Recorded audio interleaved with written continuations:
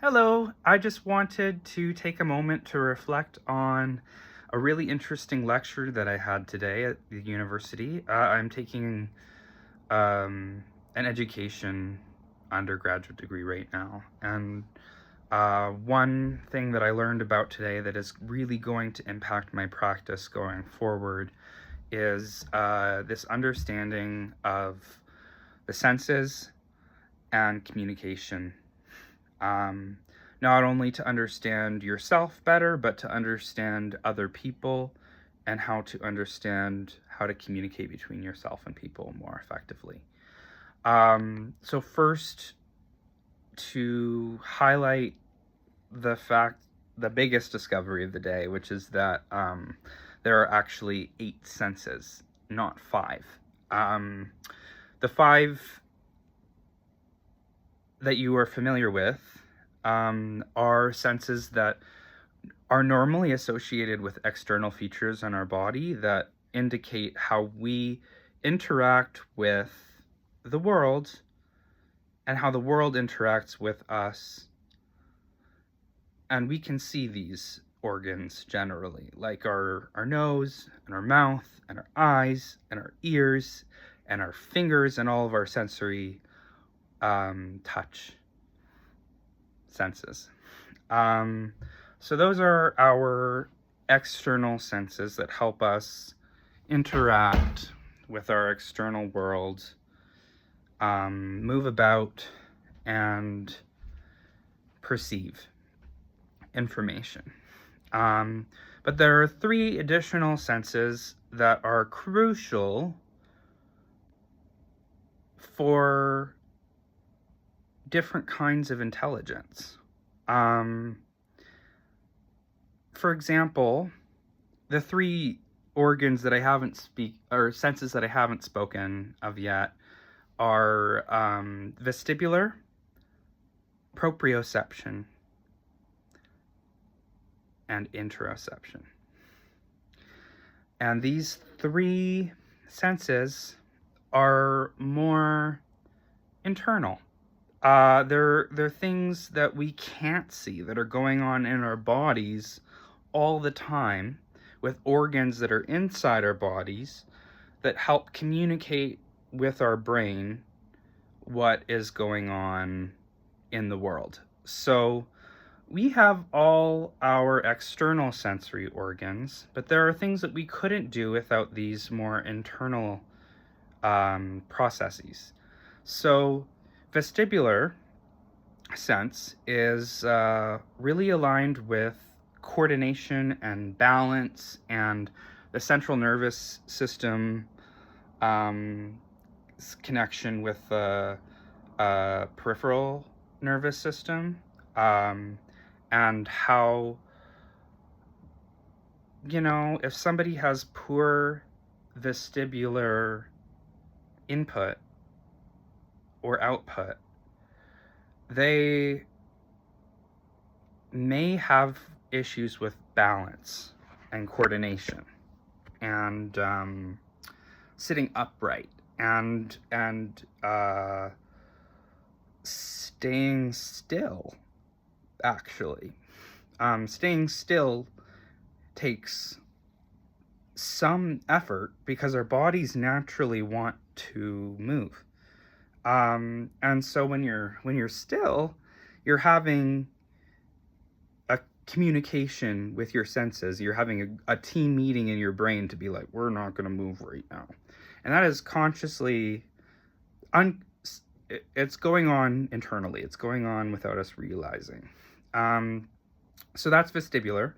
The other one is proprioception, and proprioception can be best explained by the example of how a baseball player knows how to reach up and grab a ball in space without looking at his hand or at their hand. It's amazing. It's how we know when we're going to kick a ball that our foot is actually going to connect with the ball and send it in motion in the direction we want it to go. So, vestibular motion and vestibular sense is in control of coordination and balance and how we know how to stabilize, but proprioception is involved with mainly fine and gross motor coordination and how attuned we are with that kinesthetic connection. And the final sense, which is very important, is interoception. And that is everything that is going on internally that we can feel and that we can't feel. But it's the communication from between organs, between systems, between different cells. It happens at different levels. It happens between the brain and the organs, and it happens between the organs and the brain. Interoception is how you know you have a tummy ache, because your stomach is sending messages to your brain to tell yourself that you have a tummy ache, something is going wrong. I learned today that interoception, the organs that are involved most in maintaining interoception are very small. It's the neurons around your gut, and it's the many different components of the endocrine system that help us maintain homeostasis. So interoception is important to understand when we talk about people in general, but people with what we would define to be disabilities. I think that understanding interoception specifically can help a lot of people understand a lot of behaviors that we see in other people, in anybody. But in the education sense, it helps you notice. I think it really helps embed empathy in people. I think interoception helps people understand that when somebody says, ouch, my foot, they connect to a memory of when they stubbed their toe and they're like, ooh, that sucks, that hurts. I really know that that hurts because I've felt that before. And I think interoception is something that takes such a high degree of sensitivity. Like, it's constantly changing. And interoception, which is the sense that helps you know when you're feeling pain, really. So yeah, you can see, you can smell, you can hear the things around you, but you can also feel when you get aroused. You know, you can feel that when you have a fight. You can feel that when you're feeling emotional pain and physical pain. You can feel interoception very acutely if you pay attention to it. But if you don't pay attention to it, it still happens whether we're conscious of it or not. So interoception is unique in that when our external organs are interrupted or impeded, are blocked, maybe it's not so different. But when this happens, you know, there's a barrier between your hands. You get what I mean. There's an external limitation on our functioning to some degree. So if you can imagine having any increased or decreased sensitivity to internal things, how confusing it would be to rationalize any kind of behavior. Like,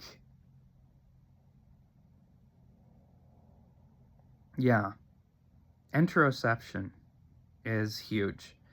And I think it really impacts how teachers interact with students, because we always talk about co-regulation when we're de-escalating conflict.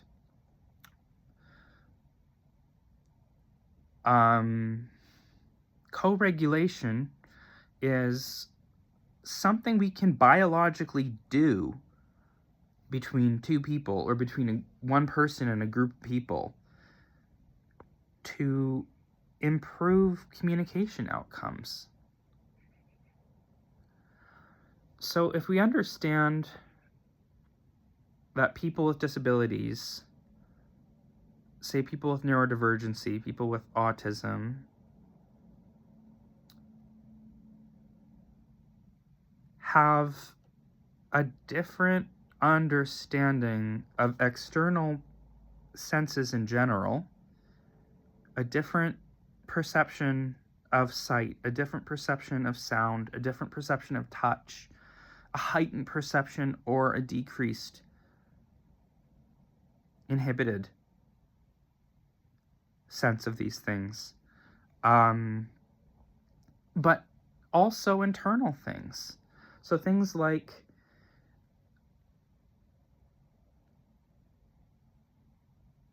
a body believing that it has to be in motion all the time to regulate what's going on in here. So that explains a lot of stimming behavior. And then proprioception, the frustration, right? The frustration that arises when we are fronted with fine motor tasks that we're doing for the first time, kinesthetic things. Say you're learning how to replace your car battery for the first time. That requires detailed and precise movement and understanding of how to move your fingers in space and time to coordinate. And if you have some sort of disconnect between proprioception and the rest of the world, yes, that will have an impact on your emotional regulation. Ultimately, definitely, that will have an interaction on your emotional output. So, and interoception, especially interoception, is so, if you have people who have a heightened or inhibited sense of what they can feel, then they may have a different reaction to physical pain, or they may have a different reaction to emotional pain. They may self-harm without understanding why. And I think understanding interoception and the connection between interoception and all your other senses, and understanding why these behaviors are happening, will ultimately help people in empathizing and de-escalating and co-regulating instead of getting angry or getting scared. And it's okay to get angry and scared, but regulation cannot happen without co-regulation. Truly. True regulation cannot happen without co-regulation, because in an interaction between two people, it's very complex, really, what's going on in our brains and bodies all at the same time. We're having an interaction with a different being than us, and we have to interpret what the other person will do to initiate how we respond.